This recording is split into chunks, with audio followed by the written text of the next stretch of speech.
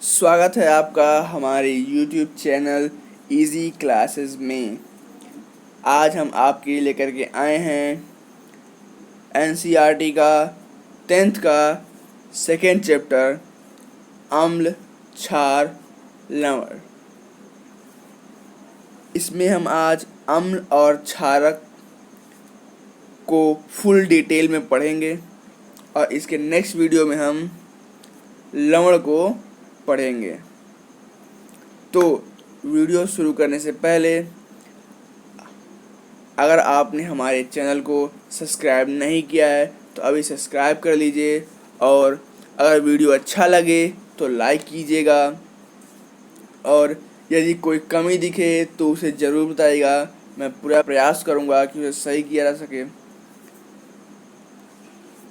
याद रहे हम ऐसे ही कंटेंट लाते रहते हैं। डेली वीडियो अपलोड होता है, तो चैनल को सब्सक्राइब कर लीजिए ताकि हमारी कोई वीडियो को आप मिस ना करें। तो चलिए शुरू करते हैं अम्ल से यानी एसिड से। तो एसिड क्या होता है? ये स्वाद में खट्टे होते हैं। ये नीले लिटमस पेपर को लाल में बदल देते हैं। ये जलीय विलयन में H+ आयन देते हैं। एसिड शब्द जो है लैटिन भाषा से लिया गया जिसका अर्थ होता है खट्टा। अब प्रबल अम्ल और दुर्बल अम्ल, ये अम्ल के दो प्रकार हैं। प्रबल अम्ल और दुर्बल अम्ल, अम्ल के दो प्रकार हैं। तो प्रबल अम्ल वे अम्ल होते हैं जो 100% प्रबल अम्ल वे अम्ल होते हैं जो 100% आयनित या आयनित हो जाते हैं या विघटित हो जाते हैं। जो 100% विघटित हो जाते हैं उन्हें प्रबल अम्ल कहते हैं। 100% याद रखिएगा, 100%। ठीक है। उसके बाद इसमें एग्जाम्पल क्या कहें? HCl H2SO4 HNO3। ठीक है, यानी हाइड्रोक्लोरिक अम्ल, सल्फ्यूरिक अम्ल, नाइट्रिक अम्ल, 3 अम्ल। और भी अम्ल होते हैं लेकिन मेन यही 3 होते हैं। अब बात करते हैं दुर्बल अम्ल के बारे में। दुर्बल अम्ल वे अम्ल होते हैं जो जल में घोलने पर पूर्ण रूप से आयनित नहीं होते हैं, दुर्बल अम्ल कहलाते हैं। और इनका एग्जाम्पल है CH3COOH, लैक्टिक अम्ल, ऑक्जेलिक अम्ल, ये इसके मेन एग्जाम्पल हैं। इसके बाद सांद्र अम्ल। सांद्र अम्ल मतलब क्या? जिनमें अम्ल अधिक मात्रा में हो जबकि जल अल्प मात्रा में हो, यानी वे अम्ल जिसमें अम्ल ज़्यादा हों और जल कम हो, इन्हें कहते हैं सांद्र अम्ल। और तनु अम्ल, जिनमें अम्ल की मात्रा अल्प हो जबकि जल की मात्रा अधिक हो, यानी जिसमें जल ज़्यादा हो और अम्ल कम हो, उन्हें कहते हैं तनु अम्ल। ठीक है। अब नेक्स्ट है क्षारक। तो क्षारक क्या है? क्षारक है हमारा, ये स्वाद में कड़वे होते हैं। ये स्वाद में कड़वे होते हैं। ये लाल लिटमस को नीले में बदल देते हैं। ये लाल लिटमस को नीले में बदल देते हैं। ये जलीय विलयन में OH आयन देते हैं। OH आयन देते हैं। जो अम्ल था वो H+ देता था, ये जलीय विलयन में OH- देते हैं। और ये भी 2 टाइप्स के होते हैं, 2 प्रकार के होते हैं, प्रबल क्षारक, दुर्बल क्षारक। प्रबल क्षारक कौन कौन से होते हैं? NaOH यानी सोडियम हाइड्रोक्साइड, KOH यानी पोटेशियम हाइड्रोक्साइड, CaOH का होल ट्वाइस यानी कैल्शियम डाइहाइड्रोक्साइड, कैल्शियम डाइहाइड्रोक्साइड। ठीक है। और दुर्बल अम्ल क्या होते हैं? NH4 NaOH। तो इनका डिफिनेशन क्या होती है? प्रबल अम्ल प्रबल क्षारक वे क्षारक होते हैं जो जल में पूर्ण रूप से वियोजित हो जाते हैं, और दुर्बल क्षारक वे क्षारक होते हैं जो जल में पूर्ण रूप से आयनित नहीं होते हैं। उसके बाद आती है बहुत ही इम्पोर्टेंट पॉइंट, क्षार क्या होते हैं, यानी एल्काली, एल्कली बोलते हैं इसको। ये क्षार क्या होते हैं? जल में घुलनशील क्षारक को क्षार कहते हैं, यानी वे क्षारक जो जल में घुलनशील होते हैं वो क्या कहलाते हैं? क्षार कहलाते हैं। तो इस एग्जाम्पल होते हैं NaOH, KOH, MgOH का होल ट्वाइस। ठीक है। उसके बाद हम थोड़ा सा लवण का डिफिनेशन देख लेते हैं। लवण क्या होते हैं? लवण अम्ल व क्षार की परस्पर क्रिया से प्राप्त होते हैं, और इसका उदाहरण होता है NaCl तथा KCl। और हम लवण के बारे में इसके नेक्स्ट वीडियो में और अच्छी तरह से बात करेंगे, हर डिटेल में जानकारी लेंगे, बहुत सारे लवण बनाने के वीडियो के बारे में भी जानेंगे। तो उस वीडियो को मिस मत कीजिएगा, बहुत इम्पोर्टेंट वीडियो होगा वो। अब हमारा नेक्स्ट टॉपिक है सूचक यानी इंडिकेटर्स। सूचक यानी इंडिकेटर्स। सूचक किसी दिए गए विलयन में अम्ल या क्षारक की उपस्थिति दर्शाते हैं। इनका रंग या गंध अम्लीय या क्षारीय माध्यम में बदल जाता है, यानी वे पदार्थ या वे युक्ति जो अम्ल व क्षारक की उपस्थिति दर्शाएं कि कौन सा अम्ल है कौन सा क्षार है, उसको सूचक यानी इंडिकेटर कहते हैं। तो सूचक के प्रकार, सूचक हमारे 3 प्रकार के होते हैं। तो पहला टाइप है सूचक का प्राकृतिक सूचक, कृत्रिम सूचक, गंधीय सूचक।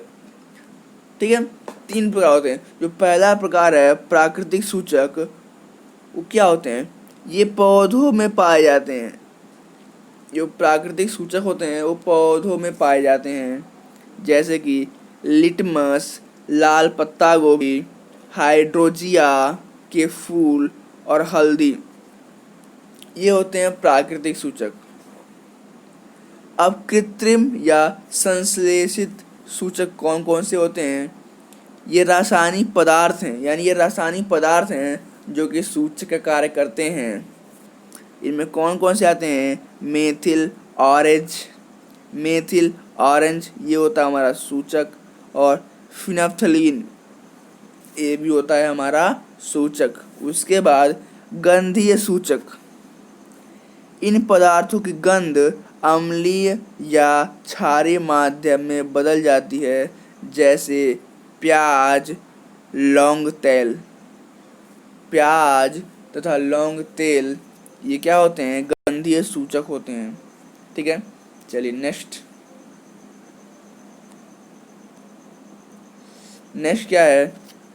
एक सारणी है हमारी, सूचक रंग या गंध में परिवर्तन अम्ल के साथ और रंग या गंध में परिवर्तन क्षार के साथ।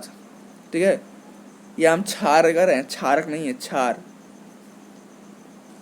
देखिए, जो मैंने ऊपर नाम पढ़े उनके बारे में ही हम बताएंगे कि अम्ल में क्या होता है इनके साथ और क्षार में क्या होता है। पहला लिटमस। जो लिटमस होता है वो अम्ल के साथ लाल रंग में हो जाता है और क्षार के साथ नीले रंग में। ठीक है, और लाल पत्ता गोभी का रस, ये भी अम्ल के साथ लाल होता है और क्षार के साथ हरा हो जाता है, यानी यहाँ तो लाल ही होता है लेकिन यहाँ पे हरा हो जाता है। हल्दी, इसमें अम्ल के साथ कोई बदलाव नहीं हुआ, यानी अगर अम्ल में हल्दी लगाएंगे तो ये हल्दी में कोई बदलाव नहीं होगा, लेकिन क्षार के साथ रखने पर वो लाल हो जाएगा। ठीक है, याद रखिएगा अम्ल में कोई बदलाव नहीं और क्षार में लाल हो जाएगा। और फोर्थ पॉइंट है हाइड्रोजिया के फूल का रस। जो हाइड्रोजिया पौधा होता है उसके फूल का रस ये अम्ल में नीला होता है तथा क्षार में गुलाबी हो जाता है। उसके बाद फिनोफ्थलीन ये अम्ल में रंगहीन होता है, यानी अम्ल में जब इसको स्पर्श कराएंगे तो ये रंगहीन हो जाएगा तथा क्षार में जब कराएंगे तो ये गुलाबी हो जाएगा। ठीक है, अब बात करते हैं फिनोफ्थलीन का। फिनोफ्थलीन नाम याद रखिएगा, फिनोफ्थलीन ये इम्पोर्टेंट होता है बहुत। ये होता है अम्ल के साथ रंगहीन और क्षार के साथ गुलाबी। और इसके पहले मैंने गलती से हाइड्रोजिया के फूल को रंगहीन बता दिया था, लेकिन उसमें नीला होता है, मैंने थोड़ा सीक्वेंस गलत कर दिया था। ठीक है, तो ध्यान मत दीजिएगा इस पर। मैथिल ऑरेंज ये अम्ल के साथ लाल होता है तथा क्षार के साथ पीला हो जाता है। और प्याज का जो रस होता है वो अम्ल के साथ बहुत तेज गंध हो देता है और क्षार के साथ कोई गंध नहीं देता है। और वैनिला भी, जो कि आपने आइसक्रीम का फ्लेवर होता है, वो सामान्य गंध रहती है अम्ल के साथ और क्षार के साथ कोई गंध होती ही नहीं है। लौंग का तेल समान गंध होती है अम्ल के साथ और क्षार के साथ कोई गंध नहीं होती है। ठीक है, तो इसको अब याद कर लीजिएगा और इसको नोट भी कर लीजिएगा। अगर नहीं कर पाएंगे तो हमसे आप कमेंट बॉक्स में बोलिएगा, मैं इसकी PDF लिंक दे दूंगा टेलीग्राम चैनल पे, उसको ले लीजिएगा।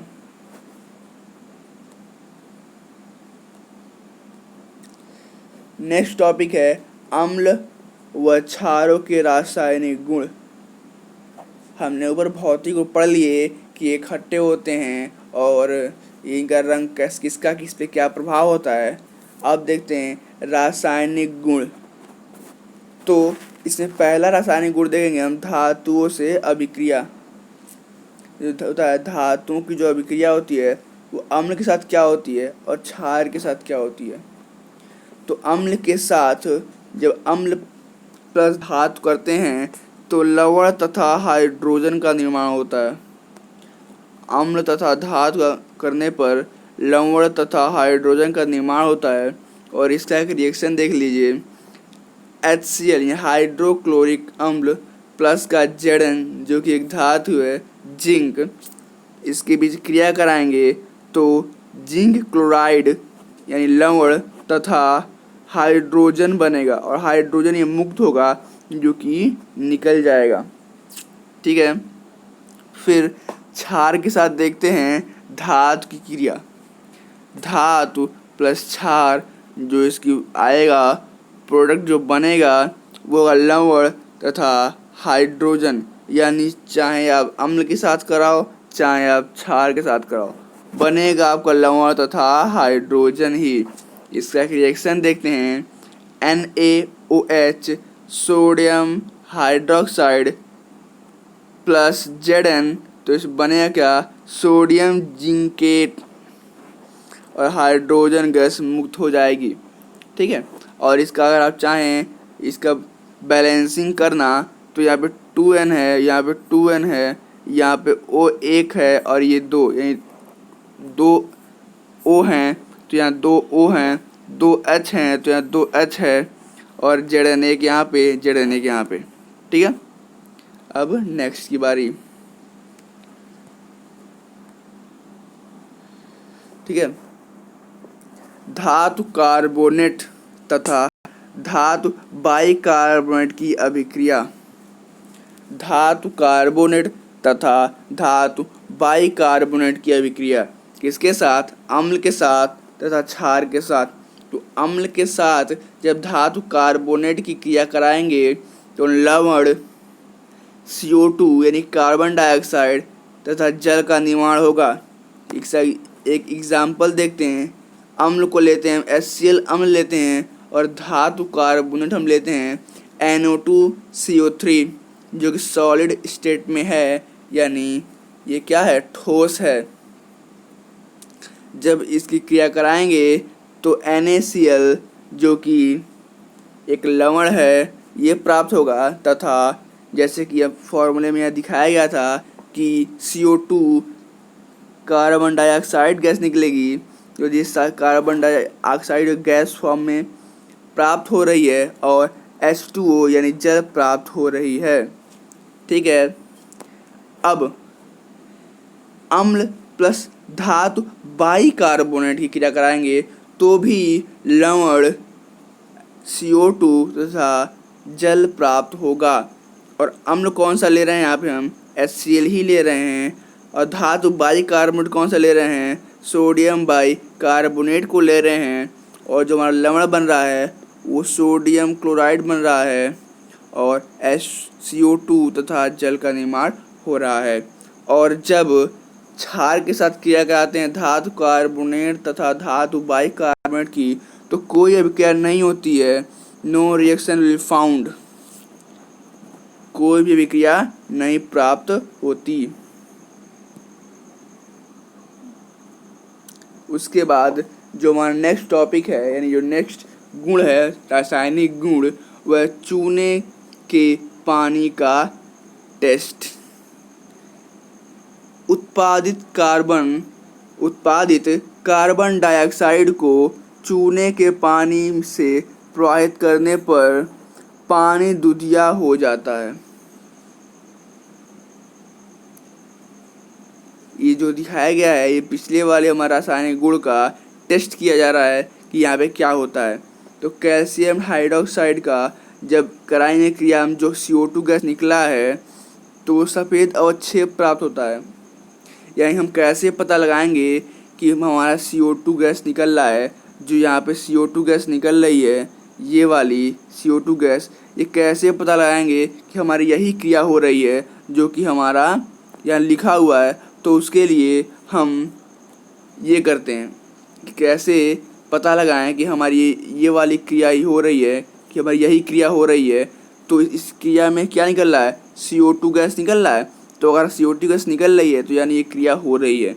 तो यहाँ पे हम इसको पता लगाने के लिए ये पूरा प्रोसेस करते हैं। ठीक है, तो प्रोसेस क्या है, हम CaOH का होल ट्वाइस को क्या करते हैं, क्रिया करा लेते हैं। जो गैस वहाँ से निकल रही है कार्बन डाइऑक्साइड, यानी जो कार्बन डाइऑक्साइड जो गैस निकल रही है उसको CaOH का होल ट्वाइस से गुजारते हैं। तो बनता क्या है, सफ़ेद अवक्षेप बनता है, दूधिया रंग का सफ़ेद अवक्षेप बनता है। और जब अधिक मात्रा में प्रवाहित करते हैं हम CO2 का, तब क्या बनता है, जल में घुलनशील, यानी जब क्रिया कराएंगे तो जल में घुल जाता है। CO2 जल में घुल करके CaHCO3 का होल ट्वाइस बना लेता है। तो इससे पता चल जाता है कि हमारा यही रिएक्शन हुआ है। अब नेक्स्ट जो रिएक्शन है वो ये है, क्या है, अम्ल एवं क्षार की परस्पर अभिक्रिया। अम्ल एवं क्षार की परस्पर अभिक्रिया, तो ये कैसे हम करेंगे, अम्ल प्लस क्षार से बनता क्या है, लवण तथा जल। ठीक है, और ये बनता कैसे है, इसके लिए करानी पड़ती है उदासीनीकरण अभिक्रिया। उदासीनीकरण अभिक्रिया, तो उदासीनीकरण अभिक्रिया क्या होता है, जब अम्ल द्वारा क्षार का प्रेक्षित प्रभाव तथा क्षार द्वारा अम्ल का प्रभाव समाप्त हो जाता है और परिणाम स्वरूप लवण का तथा जल का निर्माण होता है, तो उसे उदासीनीकरण अभिक्रिया कहते हैं। यानी जब अम्ल क्षार के प्रभाव को खत्म करता है और क्षार अम्ल के प्रभाव को खत्म करता है, तो उस समय जो रिएक्शन, जो अभिक्रिया हो रही होती है उसे उदासीनीकरण अभिक्रिया कहते हैं।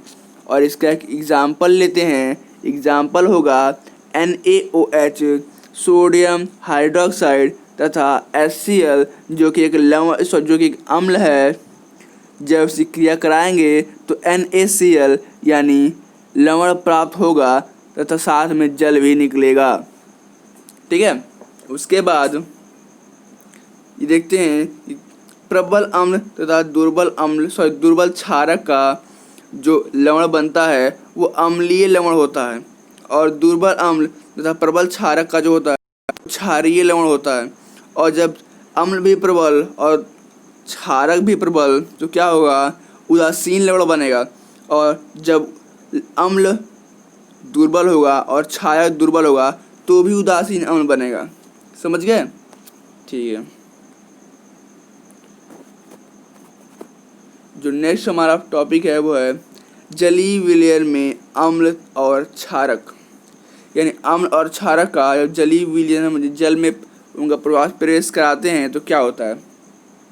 और पहला स्थिति दिया गया है, जब जल की उपस्थिति में H आयन उत्पन्न करते हैं। यानी जो ये अम्ल तथा क्षारक हैं जल की उपस्थिति में H आयन उत्पन्न करते हैं। कौन H आयन उत्पन्न करते हैं?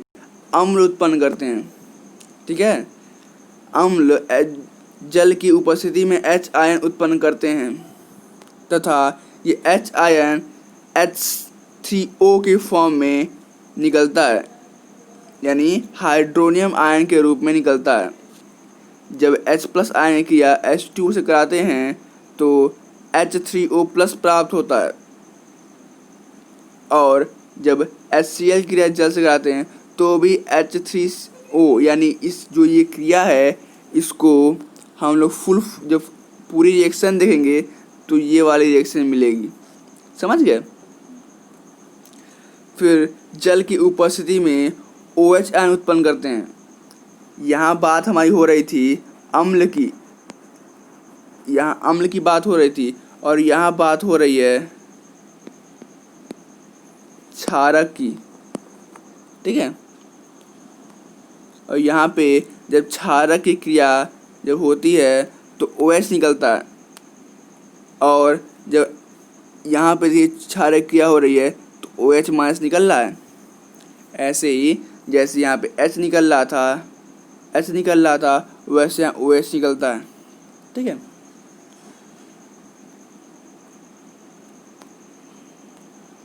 और फिर नेक्स्ट पॉइंट देखते हैं, सभी क्षारक जल में घुलनशील नहीं होते हैं। जल में घुलनशील क्षारक को क्षार कहते हैं। सभी क्षारक होते हैं परंतु सभी क्षारक क्षार नहीं होते। यानी जो सभी क्षार हैं वो क्षारक होते हैं, लेकिन जो सभी क्षारक हैं वो क्षार नहीं होते हैं। ठीक है, फिर नेक्स्ट पॉइंट क्या है, जल के साथ अम्ल तथा या क्षार को मिलाते समय सावधानी बरतनी चाहिए।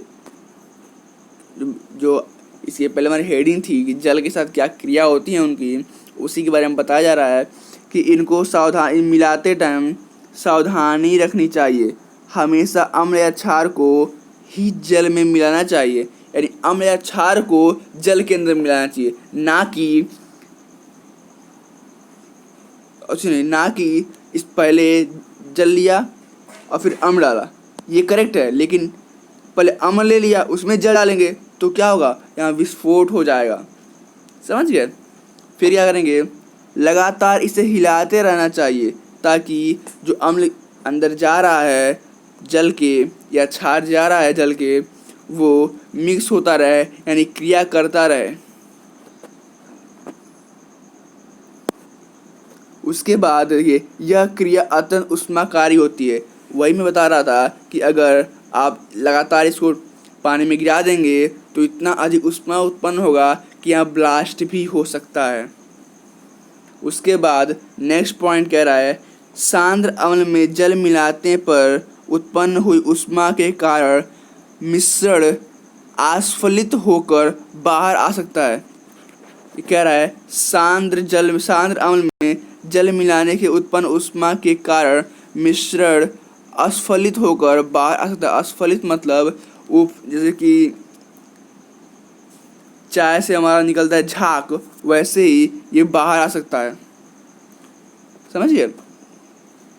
तथा आप जल सकते हो, यानी जो निकलेगा अंदर से झाग उसे आप जल सकते हो, बहुत बुरा जल जाओगे।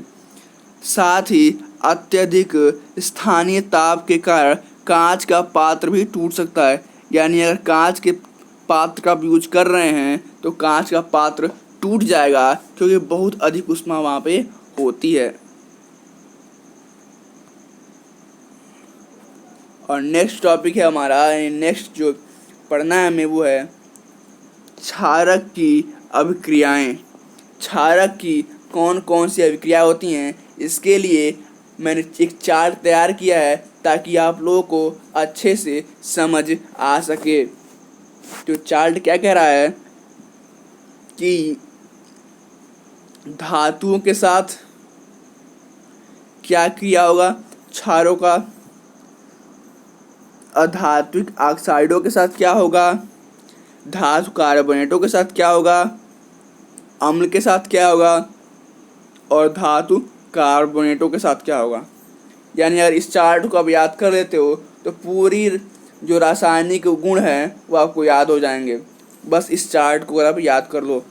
जो क्षारक क्रिया जब धातु के साथ कराते हैं, क्षारक की क्रिया धातु के साथ कराते हैं तो क्या बनता है, लवण तथा H2O बनता है। और जब अधात्विक ऑक्साइड के साथ कराते हैं तो लवण तथा जल बनता है। और जब धातु बाइकार्बोनेट के साथ कराते हैं तो कोई अभिक्रिया नहीं होती है। और जब अम्ल के साथ कराते हैं तो लवण तथा जल बनते हैं। और जब धातु कार्बोनेट के साथ कराते हैं तो कोई अभिक्रिया नहीं होती है। समझ गए। ऐसे ही मैंने लवण के लिए भी चार्ट बनाया हुआ है। तो लवण के लिए चार्ट क्या है, धातु के साथ धात्विक ऑक्साइड के साथ, धातु बाइकार्बोनेट के साथ, अम्ल के साथ, धातु कार्बोनेट के साथ।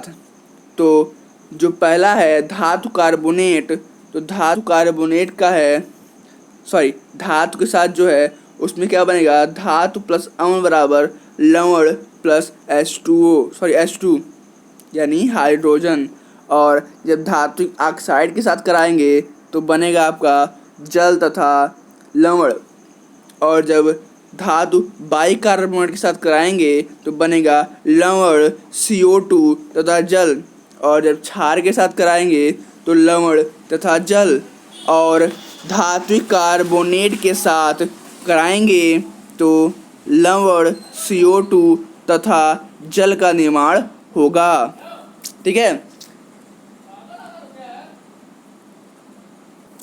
इसके बाद हम जानेंगे पीएच स्केल के बारे में कि पीएच स्केल क्या होता है, ये कैसे कार्य करता है, इसके बारे में हम जानेंगे। जो पीएच स्केल है वो क्या होता है, किसी विलयन में उपस्थित H+ आयन, किसी विलयन में उपस्थित H+ आयन की सांद्रता को ज्ञात करने के लिए एक स्केल विकसित किया जाता है जिसे पीएच स्केल कहते हैं। यानी एक स्केल बनाया गया है, एक स्केल विकसित किया गया है जिसे हम पीएच स्केल कहते हैं। यानी पीएच स्केल एक स्केल है जिसमें 0 से लेकर के 14 तक मान दिए होते हैं। ठीक है। पीएच में पी पुंसास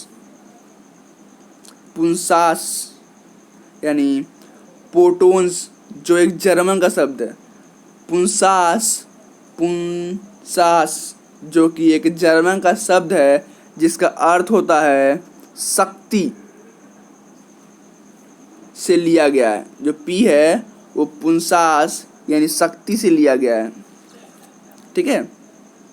अगर pH बराबर 7 होता है तो उदासीन विलयन होता है। जो विलयन होता है वो उदासीन विलयन होता है। तथा जब pH का मान 7 से कम होता है तो वो अम्लीय विलयन होता है। और जब pH का मान 7 से अधिक होता है तो वो क्षारीय विलयन होता है। यह स्केल 0 से 14 तक pH ज्ञात करने के लिए उपयोग में लाया जाता है, जो कि मैं आपको थोड़ी देर पहले ही बताया हूँ। ठीक है। अब मैंने इसके लिए भी कुछ ग्राफ कुछ बना दिया है ताकि आपको आसानी से समझ में आ सके। जो आपने दुर्बल अम्ल और दुर्बल क्षार पढ़े थे उनमें भी क्या होता है, कुछ होता है जिससे आप समझ सकें कि हाँ ये है।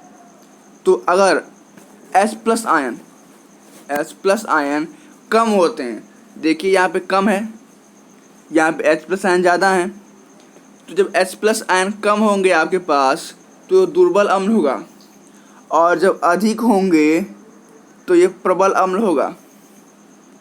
वैसे ही जब OH आयन यहाँ पे कम होंगे तो दुर्बल क्षार होगा, और जब अधिक होंगे तो प्रबल क्षार होगा। ठीक है, और हमने एक और बनाया इसी के लिए।